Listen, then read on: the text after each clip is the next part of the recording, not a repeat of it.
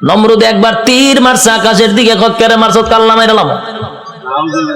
আল্লাহ কয় ফেরেশতা রে তীরের মধ্যে একটু রক্ত লাগায়া দে। রক্ত লাগায়া দিছে। রক্ত যখন তীর যখন ফিরে আসছে তীরের মধ্যে ছায়া কয় আল্লাহ মাইরা লাইছি। নাউজুবিল্লাহ। এর সাথী সঙ্গীরা ডিজে গানের আয়োজন কর, কে রে নাচু, কে রে আল্লাহ মাইরা লাইছি। নাউজুবিল্লাহ। আল্লাহ এর পরে ছাড় দিছে। কিন্তু যখন ইব্রাহিম খলিলুল্লাহর সঙ্গে বেয়াদবি করলো, আল্লাহ কয় এখন ধরা দরকার। হে আমার লগে যুদ্ধ করব, তীর মারে। আমি আল্লাহ তোর সঙ্গে যুদ্ধ করতে তীরের প্রয়োজন নাই রে। মশার মধ্যে একটা প্রতিবন্ধী মশা, বালা কোনো মশা নেই। কিতাব লেখছে বালা কোনো মশা না, একবারে প্রতিবন্ধী ভাও একটা নাই।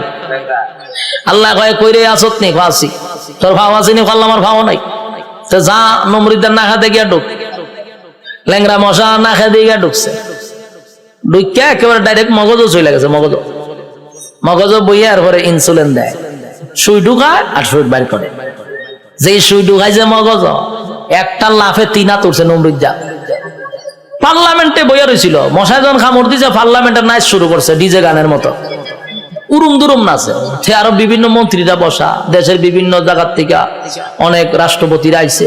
আইয়া যখন দেহে দেশের বাদশাহ এইভাবে ডিজে করে পার্লামেন্টে বসে, এটা কি পাগল নেই? ও পাগল তো আসি না। হঠাৎ করে নাচে কা, ও নাচতে নাচতে মশাও তো কম খারাপ না, কারণ টেং টুং যেদিন না থাকে এরা মারাত্মক খারাপ থাকে।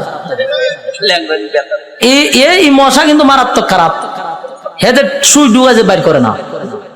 আর এইদিকে নমরুদ্দা ডিজে গানের মতো নাচতেছে, কোনোভাবেই ব্যথা কমে না। নাচে মানে ঘটনা কিটা যা পায় তা দিয়া মাথার তা পায়, কোনোভাবেই ব্যথা কমতেছে না। হঠাৎ আসেন জুতা একটা গাছ, এটা জুতাটা মারছে মাথার বাড়ি। সেই জুতাটা বাতাত বাড়ি মারছে, জিব্রাইল আবার যোগাযোগ রাখতেছে মশার সাথে।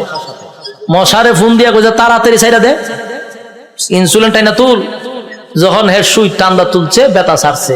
এখন নমরুদে জুতার পাইছে, সব বনাস কি একটা জিনিস বারে দিলাম, মাথার ব্যথা দিল সাইরা। জুতার মধ্যে কোন ওষুধ আছে না? আসলে কি জুতার কোন ওষুধ আছে? এটা আল্লাহ বেজ্জতি করার একটা সিস্টেম। জুতাটা বাড়িছে, ব্যথা কমে গেছে, তার মানে জুতা আল্লাহ ব্যথা কমাইতেছে। এখন এই জুতা রেখে দিছে দাঁড়ে, রেখে টেনশনে পড়ে আছে, কি ব্যথা উঠলো, জুতাটা বাড়ি দিলে ছেড়ে দিল। আবার কথা বলতেছে বিভিন্ন দেশের মন্ত্রী এমপির সঙ্গে, আবার মশায় সুই একটা ঢুকাই দিছে, টাস করে জুতাটা বাড়ি মারছে, ছেড়ে দিছে। আল্লাহ মশারে কইলো করে এটা তোর ডিউটি, কাজ চালায়া যা। হতেন পরে পরে ঢুকাইবি, জুতাটা বাড়ি দিলে ছেড়ে দিবি। মশায় হতেন পরে ঢুকায়, জুতাটা বাড়ি দেওয়ার পাইলা, আবার ঢুকায়, জুতাটা বাড়ি দেবাই করে। এই হইল জুতার বাড়ি শুরু। তখন নমরুদ্দা একা একা জুতাটা কত বাইরিত, হাতে ব্যথা ধরে লায়। তাই একজন লোক রাখছে, ধরে মাসে এত টাকা বেতন দিমু, এদিকে চাকরি কি দেখো জুতা দেখালে ভিটা নিয়ে তাও খারে দেশের বাদশারে। তো এইরকম যদি আমারে নিত, আমি তো বললাম টেকা টোকা লাগতো না, আমি খালি জুতাটা ভিডাম আপনারে, আমার টেকা তেমন লাগতো না। বাস্তব নেই। দেশের একজন বাদশাহ যদি হয় আমার জুতাটা ফিডাইবা, আমার কি বেতন লাগবো না? আমার মনের ভিতরে যত জিদ আসিন সব মিলাম এক একটা বাড়ির সাথে, ঠিক নেই? জুতা দেখ একটা বাড়ি দিমার ঘুমায় নেয়, এটা অত সালের একটা জুতার বাড়ি। দ্বিতীয় বাড়ি দেখো, এটা অত সালের একটা বাড়ি। এক সালে এক যন্ত্রণা বুক করছে, আর তোর জুতাটা বাইরিতেছি টেহারা হম নেই। এই লোকও হয় যে আমি বাসার জুতাটা বাইরামো, আমার টেকার দরকার নাই, আপনি আমার চাকরিটা দেন। চাকরি দিছে, এখন পার্লামেন্টে বেশ বৈশা কথাবার্তা বলতেছে। যখন মশা কামড় দেয় ইশারা দেয় তাড়াতাড়ি দে, পাশে জুতাটা ঠাস করে পিছন দিয়ে বাড়ি মারে। দেশের মানুষ বিভিন্ন দেশ থেকে আসে, আইসা কয় যেই বাসার ইজ্জত নাই, মানছে তারা জুতাটা বাইরা, এর সাথে আবার কি এর বৈঠক হঠাৎ ভাগল, এখান থেকে এক বেজ্জতি। তো জুতাটা বাইরিতে বাড়িতে প্রথম তো শখে শখে জুতাটা বাইরেছিল, ঠিক না? জুতাটা যে বাইরেছে প্রথম তো শখেই বাইরেছে, আনন্দে বাইরেছে। কিন্তু বাইরিতে বাইরিতে এখন তো বেচারার বিরক্ত হয়ে পড়ছে। কত বাইরিত, খানা খাইতে পারে না, ঘুমাইতে পারে না, বাথরুমও যাইতে পারে না, খালি হয় বাইরা। এই বেচারা হয়েছে বিরক্ত। এমন অবস্থা হয়েছে এখন জুতাটা বাইরানি লাগে হতান পরে পরে। বাথরুমে গেছে, একটা বাথরুম করতে গেন টাইম নাই না, জুতাটা বাড়ি দেয়, সে বিপদ পড়ছে না, খানা খাইতে পারে না। এই বেচারা কয় এর যদি আমি জুতাটা বাইরিতে থাকি আমি এমনি মরে যাবো গা, খাওয়ার নাই ঘুম নাই তো আমার মরণ হয়, তে একবার এর মাইরি মরে যাই। এখন হে কইলো সিদ্ধান্ত নিয়েছে না এমন মরম চাকরি না করলে আমার গর্দান যাইব, আর আমি তো চাকরি করতে তাই আমি এমনি মরে যাবো গা, তে এক বালা হেরে মাইরা মরে যাই গা। তখন একদিন জুতার বদলা বড় একটা মুগুর লইছে, আমরা এটা কি তা করি মুগুর করিনি, মুগুর লইছে একটা, লইয়া পিছে বইয়া রইছে। যখন জুতাটা বাড়ি দে তখন মুগুর লইয়া যৎকান শরীরে শক্তি আসিন একটা বাড়ি দিছে, মাথার দুই ভাগ হয়ে যা। ল্যাংরা মশা যে মাথার ধরেছেন ছায়া দেয় ছাদ নাই, ছাদ নাই, মশায় চিন্তা করবো যেরকম একটা নোংরা পরিবেশে কি আর বন যায়, মশা গেছে নমরুদ্দা শেষ নি। কার সাথে পাল্লা লইছিল? আল্লাহ মারছে কেমনে? জুতা দা ফিডাইয়া মারছে। এই জন্য আল্লাহ ছাড় দেয় ছেড়ে দেয় না। বুঝসারে চিনুন না আপনারা, এখানে যারা বয়স 30 আছে এরা বুঝসারে চিনব। ডব্লিউ বুশ হে কিন্তু কম করছে না, এইটা আমরা দেখছি। হে অনেক মুসলমানের রক্ত দিয়া গোসল করছে, হে কম করে নাই। শেষে আল্লাহ হেরও কিন্তু সাংবাদিকের জুতাদা ফিটাইছে, এক সাংবাদিকের জুতাদা বেরি মারছে। আর এই জুতার দাম অনেক হয়ে গেছে, মিডিয়ন জাদুঘর আছে।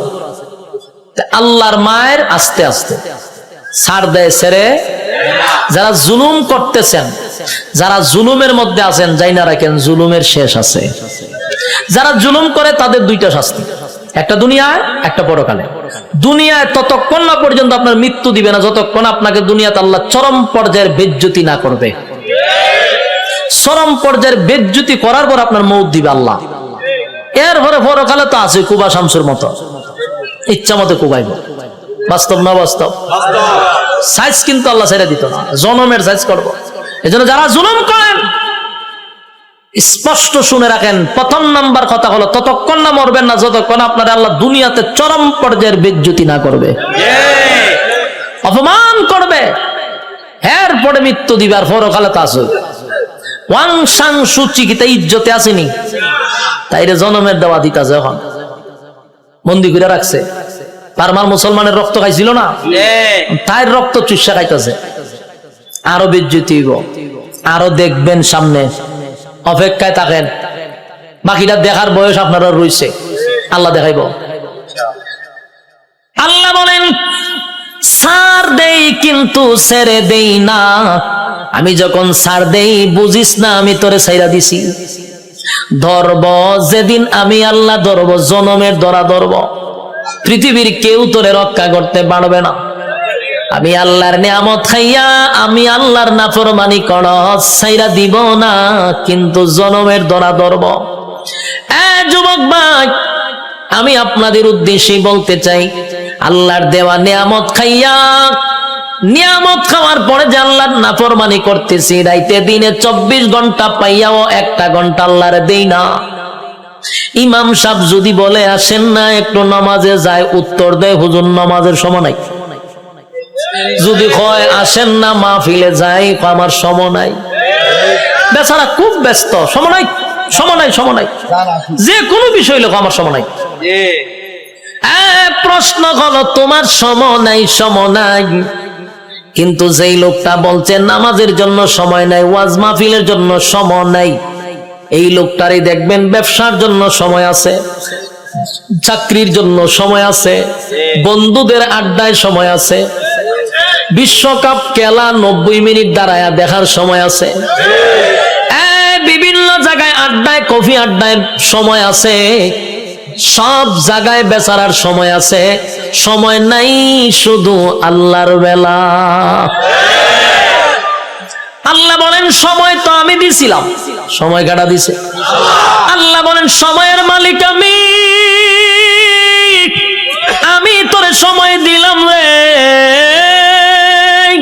আমার দেওয়ার সময় পাইয়া আমারে দিলি না, মন গড়া সময় নষ্ট করলি। বান্দা আমি পাই পাই পাই পাই করে তোর কাছ থেকে হিসাব নিব, বান্দা হিসাব না দিয়া সামনে আগাইতে পারবি না। আপনারা কি তা মনে হয় আল্লাহ আমরা সেইটা দিব হিসাব না নিয়া? হিসাব নিব। আগেই বলছি অতগুলা নিয়ামত আল্লাহ আমরা দিছে, এমনে ছেড়ে দিত না, হিসাব না নিয়া। কথা কয় না? একটা এক্সাম্পল দিই সহজে বুঝতে পারবেন। আপনারা মনে করেন চরপেশন সবচেয়ে ভালো হোটেল, সেখানে মনে করেন একজন লোক ঢুকছে, খানা খাওয়ার জন্য একজন লোক ঢুকছে, ঢুইকা যারে অর্ডার দেয় তার নাম কি? মেসিয়ার। মেসিয়ার হইলো ভাই খানা নিয়ে আয়, কি আছে? তো দেখবেন মেসিয়ারের একটা অভ্যাস হইলো একটা নাই 50টা নাম কইব। গুড়া মাছ আছে, বড় মাছ আছে, ওইল মাছ আছে, তারপরে আপনার গুরু আছে, ছাগল আছে, কতটা হয় না?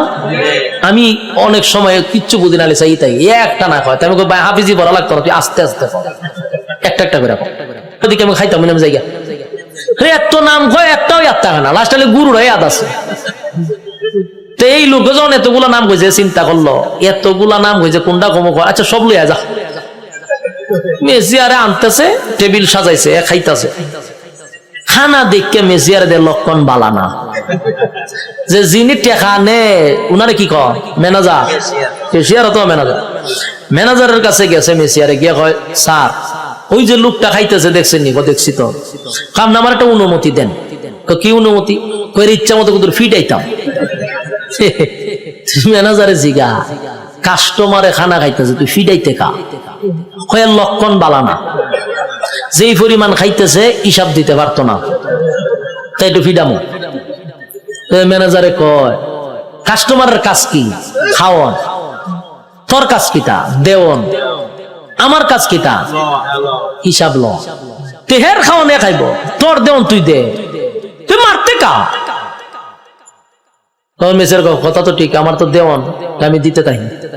মেসিয়ারে দেয়, এ খায়। ম্যানেজারে কয় এ খাওয়া শেষ হইলে বলে আমার খাম। আমার কাজ কি? হিসাব নেওয়া। হিসাব না নিয়া, হিসাব না দিয়া বাড়ি তারবো, বাড়ি তারবো নি? যা পারে খাইতে থাক, তুই বাধা দিস না।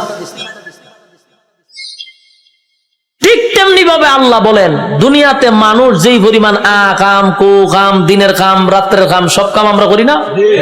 আমরার সাথে কিন্তু ফেরেশতা থাকে, 24 ঘন্টা ফেরেশতা থাকে। আমরার কাম কু কাম দিকে ফেরেশতারাও আল্লাহর কাছে কয় আল্লাহ একটু অনুমতি দেন। কিতা কয় এর একটা আসার মাইরা জাগাত মুতায়া লাই। আল্লাহ জিগা ঘটনা কিতা? বলে যেই পরিমাণ করতেছে হিসাব দিতে পারতো না। আল্লাহও বলে তোর কাজ, এর কাজ আকাম কুকাম করন দেখুন, লিখতে রাখুন। আর এর কাম যত আকাম কুকাম করতে পারে, তোর কাজ কিন্তু ফিডন না। তোর কাজ দেখতে থাক, লিখতে থাক, যত কিছু আছে সবকিছুর হিসাব হইব আমার কাছে। বন্দা যা পারে করো, হিসাব না দিয়া সামনে আগাইবার কোনো সিস্টেম নাই। হাসরের মাঠে আল্লাহ হিসাব নিব পাই পাই করে, সাইডা দিবনি।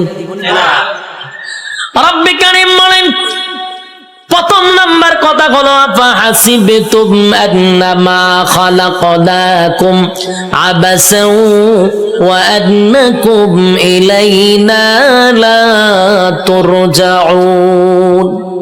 রব্বে কারীম বলেন এই অনর্থক বানাই নাই, অকারণে বানাই নাই। দ্বিতীয় নম্বরে আল্লাহ বলেন ওয়ামা খালাকাতুল জিন্না ওয়াল ইনসা ইল্লা লিয়াবুদুন। রব্বে কারীম বলেন 2 নাম্বার হলো তোরে বানাইছি ইবাদতের জন্য। 3 নাম্বার আল্লাহ বলেন বান্দা তোরে বানাইতে গিয়া ওয়ালাকাদ কাররামনা বানি আদম, সমগ্র সৃষ্টি জগতের মধ্যে শ্রেষ্ঠত্ব দিছি। 4টা কসম করে বলছি বাংলা তোর থেকে সুন্দর আমি আল্লাহ কাউরে বানাই নাই, তোর থেকে সম্মান আর মর্যাদা আমি কাউরে দেই নাই। এরপর আল্লাহ বলেন এত কিছু দেওয়ার পরেও যদি তুই আমি আল্লাহর গোলামি না করস, ওয়ালাকাদ জারানা লি জাহান্নামা কাসীরাম মিনাল জিন্নি ওয়াল ইনস, আমি আল্লাহ আগুন দিয়া তোরে জ্বালাবো আর পোড়াবো। এরপরে রব্বে কারীম বলেন বান্দা শুন, ভালো করে শুন, এত নিয়ামত দিয়া তোরে ছেড়ে দিব না। আমি আল্লাহ কিন্তু পাই পাই পাই করে হিসাব দেব। কুল্লু নাফসিন বিমা কাসাবাত রাহিনা, প্রত্যেকটা মানুষ তার কৃত কর্মের জন্য আল্লাহর সামনে জবাব দিতে হবে। হিসাব ছাড়া ছেড়ে দিব না। রব্বে কারীম বলে হিসাব নিব গো, হিসাব ছাড়া আমি আল্লাহ কাউকে ছেড়ে দিব না। এই যে দুনিয়াতে যা করি সব হিসাব হবে। আল্লাহ বলেন শুন বান্দা, যখন প্রত্যেকটা মানুষের হায়াত শেষ হয়ে যাবে, মালাকুল মউত আজরাইল সামনে হাজির হবে, তার একটা কিয়ামত হবে। কি হবে? কিয়ামত কিন্তু 2 প্রকার, একটা হলো যার যার কিয়ামত, আর একটা হলো সমষ্টিগত কিয়ামত। কথা বুঝতেছে? সাউন্ড একটু উঠান, একটু উঠান। একটা হলো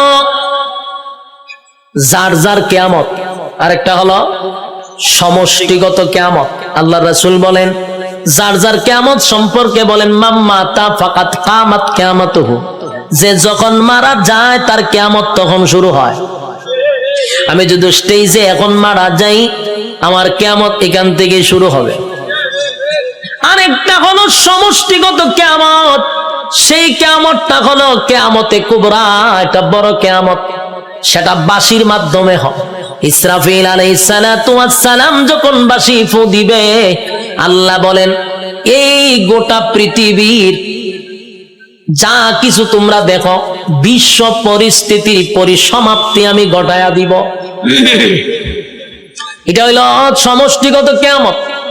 ইদা জুলজিলাতিল আরদু জিলজালাহা, জমিনের মধ্যে তখন জালজালা শুরু হবে, ভূমিকম্প শুরু হবে। যখন যে একটা ভূমিকম্প হইছে 13 সেকেন্ড, 13 সেকেন্ডের ভূমিকম্পে সব শেষ হয়ে গেল।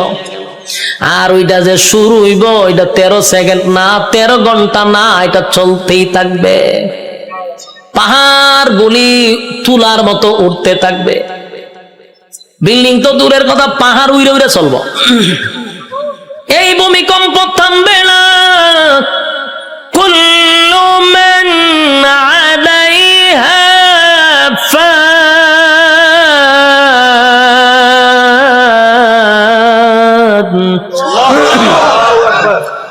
ওয়া ইয়াবকা ওয়াজহু রাব্বিকা যুল জালালি ওয়াল ইকরাম।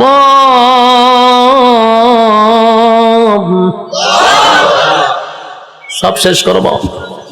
এই অর্ডার কইও সাউন্ড বাড়ানোর দরকার। আমি একটু রিবাব আর ইকুটা তুলে দেন না, আমি চিল্লাইলে তো ইকু রাখবো। হালকা রিবাবের ভিতরে ইকুটা দেন। অত্যন্ত কিয়ামত শুরু করছিলেন মাইক মাহফিল, এখন হালকা একটু রিবাবটা ধরায় দেন আমার, যাতে প্রেসারটা গলাত না পড়ে। আল্লাহ বলেন কুল্লু মান আলাইহা ফান ওয়া ইয়াবকা ওয়াজহু রাব্বিকা যুল জালালি ওয়াল ইকরাম। চলবো। কুল্লু মান আলাইহা ফান, সব ধ্বংস হবে।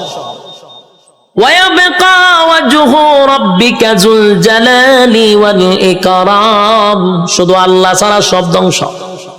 আজরাইলও ধ্বংস, যে সিংহায় ফুক দিব সেও ধ্বংস হবে। মোট কথা কেউ থাকবে না। এটা হলো সমষ্টিগত কিয়ামত। আর প্রথম হলো যে যখন মারা যাবে তার কিয়ামত তখন থেকেই শুরু হবে। যুবক ভাইরা আমার, আল্লাহ বলেন প্রত্যেকটা মানুষের কিয়ামত আছে রে, যে যখন মারা যায় তার কিয়ামত শুরু হয়ে যায়। যেদিন মারা যাবেন আল্লাহ বলেন হিসাব নেওয়ার জন্য আল্লাহ পুনরায় আবার আমাদেরকে দাঁড় করাবে। আলোচনার শুরুতে একটা কথা বলছিলাম, আমরা কিন্তু এই পৃথিবীতে পরীক্ষা দিতে আসছি, ইয়াদ আছে না? পরীক্ষা দিতে আসছি। বলুন তো রেজাল্টটা কোথায় দিবে? রেজাল্ট কিন্তু পরকালে হবে। আল্লাহ কয় রেজাল্টটা দেখানোর জন্য আবার তোদেরকে পুনরায় আমি জীবিত করব। আল্লাহ বলেন সিংহায় যখন ফুঁক দিব সব ধ্বংস হয়ে যাবে রে। সব ধ্বংস হওয়ার পরে সর্বপ্রথম আমি আবার জীবিত করব ইসরাফিল আলাইহিস সালাতু ওয়াস সালামকে। আবার আল্লাহ বলবেন সিংহায় ফু মার। যেই মাত্র আরেকবার ফু দিবে, ওই শেষের ফুয়ে প্রত্যেকটা মানুষের বডির ভিতরে আল্লাহ আবার রূহ দিবে। কাদা মাটির থেকে আবার রূহ পাইয়া মানুষগুলি মাটি গঠন হবে, আবার পুনরায় বডি গঠন হবে। কাদা মাটির থেকে আবার আপনি ওইটা দাঁড়াবেন, যেখানে দাঁড়াবেন, যেখানে বৈশা ওয়াজ শুনতাছেন সে জায়গাটাই হবে হাসরের মাঠ। যেখানে বই আওয়াজ শুনতাছেন এটা হাসরের মাঠ হবে। এই পৃথিবীটাকে আল্লাহ হাসরের মাঠ বানায়া দিবে। কিন্তু এখনকার পৃথিবী আর তখনকার পৃথিবী একরকম নয় রে। তখনকার পৃথিবী আর এখনকার পৃথিবীর মধ্যে উল্লেখযোগ্য একটা বেশ কম থাকবে। এখন তো কত উঁচু উঁচু বাড়ি আছে, পাহাড় আছে, সাগর আছে, নদী আছে, তখন কিছুই থাকবে না, সমতল একটা মাঠের মতো। মানুষ সেখান থেকে ওইটা দাঁড়াবে। আর বিজ্ঞানী বলেন, মানুষকে আমি কেন দাঁড় করাবো জানোনি? দুনিয়ার জমিনে পরীক্ষা দিছিলি, আমি আল্লাহ সেটার রেজাল্ট তোর হাতে ধরায়া দিব। মানুষ গিয়া জমা হবে হাসরের মাঠে, কেউ পানি পান করবে, কেউ কলিজা পাটা পিপাসা লইয়া হাসরের মাঠে দাঁড়ায়া থাকবে। একদিন নয় রে, 2 দিন নয়, 50,000 বছর দাঁড়ায়া থাকতে হবে। সাধারণ কথা না, সাধারণ কথা না। পানির পিপাসায় জিহ্বা কুকুরের মতো বাহির হবে। আল্লাহর পয়গম্বর বরকতে হাত দিয়া কাউকে পানি পান করাবে, আর কেউ পানি না পান করে হাসরের মাঠে দাঁড়ায়া থাকতে হবে। 50,000 বছর বাড়ির কাছে না, সূর্যের তাপে মানুষের মাথার মগজগুলি গলে গলে পড়বে, জিহ্বাটাও বাহির হবে। এই অবস্থায় যে কত হাজার বছর মানুষগুলি একটা সময় বিরক্ত হইয়া চিৎকার দিবে আর বলবে, মালিক রে, জান্নাতে দেও না হয় জাহান্নামেই দেও, হাসরের মাঠে আর ভালো লাগে না, সেখান থেকে আমাদেরকে সরায়া দাও। আদম নবীর থেকে লইয়া ঈসা রূহুল্লাহ পর্যন্ত মানুষ সবার কাছেই যাবে একটু আল্লাহর কাছে সুপারিশ করার জন্য।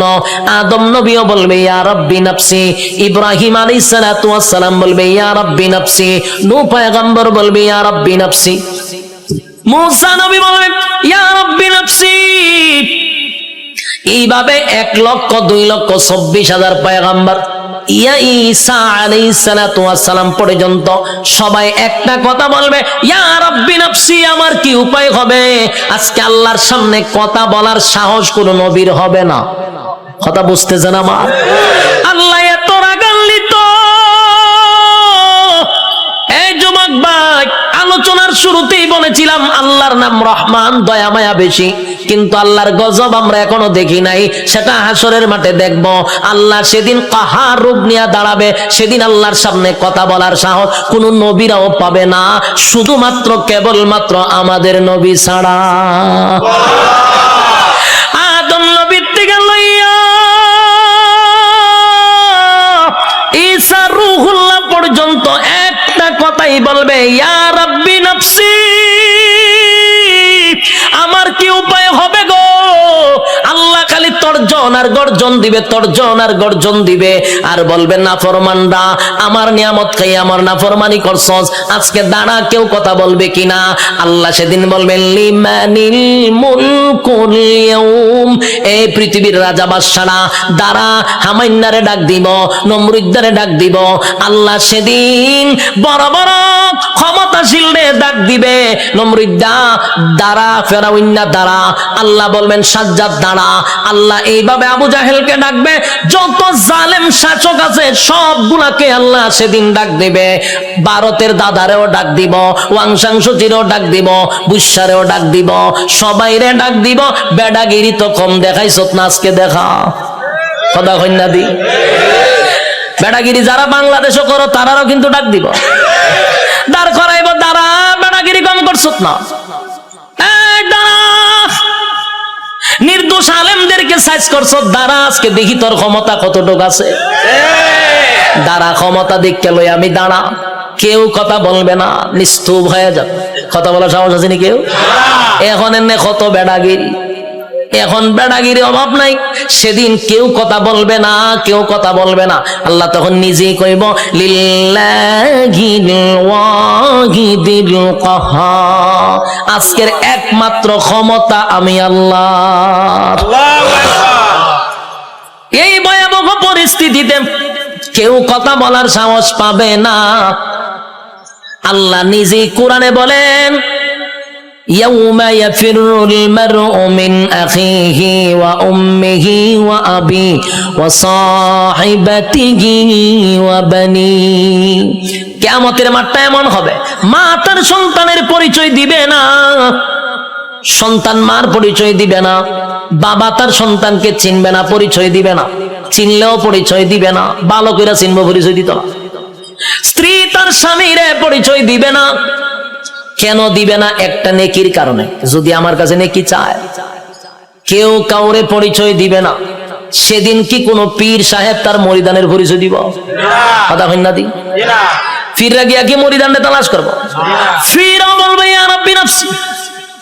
সাধারণ জনগণ যে স্লোগান দিবে, পীরও সেই স্লোগান দিবে, কারণ পীরের ক্ষমতা দুনিয়াতে আছে গরু ছাগল খাওয়ার, কিন্তু পরকালে এই ক্ষমতা নাই। পরকালে ফিডার ছুড়ে দৌড়াইব খালি। যুবক ভাই, কিয়ামতের মাঠে কেউ কারো হবে না। আল্লাহ সেদিন হিসাব নেওয়ার জন্য দাঁড় করাবে, একটা দল ডান দিকে আর একটা দল বাম দিকে। আল্লাহ যার কাছে হিসাব চাইব, রেজাল্ট যার হাতে দড়াইয়া বলবে হিসাব দে, আল্লাহর কসম জান্নাতের গ্রাণও সে পাবে না। আমার কথা বুঝতেছে? আজকে এই কথাটা সারা জীবন ইয়াদ রাখবেন। আল্লাহ যার কাছে হিসাব চাইব, হে কোনোদিন জান্নাতে যাবে না। হিসাব দেওয়ার মতো যোগ্যতা কারো নাই। আল্লাহ যারে জান্নাত দিব বিনা হিসাবই দিব। সুবহানাল্লাহ। যারে জান্নাত দিবে গো, বিনা হিসাবে জান্নাত দিবে। কারণ হিসাব চাইলে বান্দা আটকা পড়ে যাবে। হিসাব চাওয়া মানেই হলো বিপদে পড়ে গেছ। আল্লাহ বামপন্থীদেরকে হিসাব নিবে।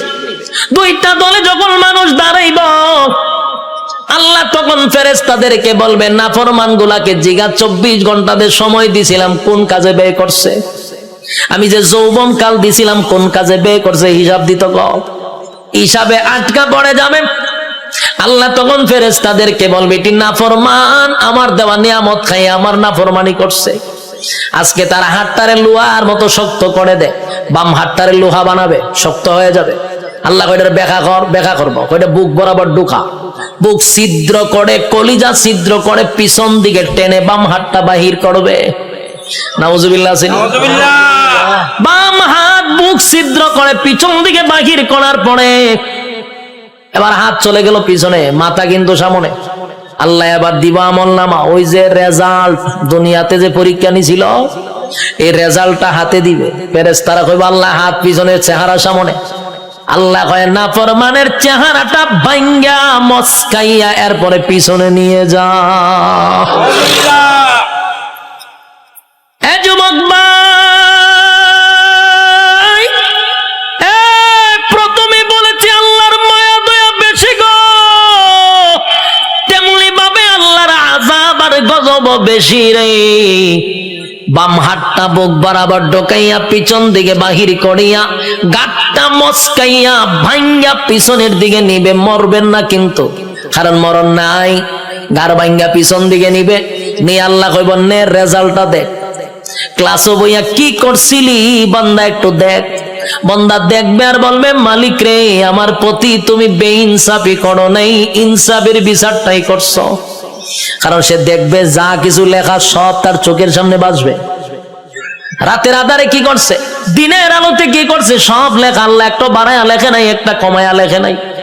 দেখ বান্দা, সেদিন আল্লাহ বলবেন এই নাফরমান আমার নাফরমানি করছে। এবার তাই মিজানের পাল্লায় যাইব, এখানে আমল নামা হালকা হয়ে যাবে। এরপরে যাবে ফুলসিরাতের কিনারায়, সেখানে যাওয়ার পরে দেখবে জাহান্নামটা তার জন্য উৎ পেতে বসা। আমার কথা নয় গো, আল্লাহ কোরআনে বলেন ইন্না জাহান্নামা কানাত মিরসাদা লিত্তাগিনা মাআবা লাবিসিনা ফিহা আহকাবা লা ইয়াযুকুনা ফিহা বারদান ওয়ালা শারাবা ইল্লা হামিমা ওয়া গাসসাকা জাযাআউ ওয়াফাকা। আল্লাহ বলেন ইন্না জাহান্নামা কানাত মিরসাদা, নিশ্চয় জাহান্নাম তোর জন্য উৎ পেতে বসা। লিত্তাগিনা মাআবা, সীমা লঙ্ঘনকারীদের জন্য জাহান্নাম। লাবিসিনা ফিহা আহকাবা, এ ভাই যুগের পর যুগ জাহান্নামে থাকতে হবে। লাবিসিনা ফিহা আহকাবা, যুগের পর যুগ সেখানে অবস্থান করবে। লা ইয়াযুকুনা ফিহা বারদান ওয়ালা শারাবা, আল্লাহ বলেন সেখানে কোনো পানির ব্যবস্থা করা হবে না, ঠান্ডা পানির ব্যবস্থা করা হবে না। ইল্লা হামিমা ওয়া গাসসাকা, তবে চিৎকার যখন পানির জন্য মানুষ করবে তখন আল্লাহ একটা পানি দিবে। এই পানিটা হবে তোর শরীরের রক্ত, তোর শরীরের পোষ, বিষাক্ত পানিটা পান করার জন্য দিবে। পানি গরম টকবক, পানিটা পান করার পরে জাহান্নামীদের নারী বুড়ি সব বাহির হয়ে যাবে পায়খানার রাস্তায়। চিৎকার দিয়া বলবে, মালিক এমন পানি তো তোমার কাছে চাই নাই গো, এমন পানি তো তোমার কাছে চাই নাই, তোমার কাছে চাই নাই। এটা কেমন পানি দিলাম, বেদনা বিষাক্ত বেড়ে গেল। আল্লাহ তখন যে জবাবটা দিব এর থেকে আরো ভয়ানক জবাব। আল্লাহ কয় জাযাউ ওয়াফাকা, বান্দারে এটা তোর কৃতকর্মের পূর্ণ ফল।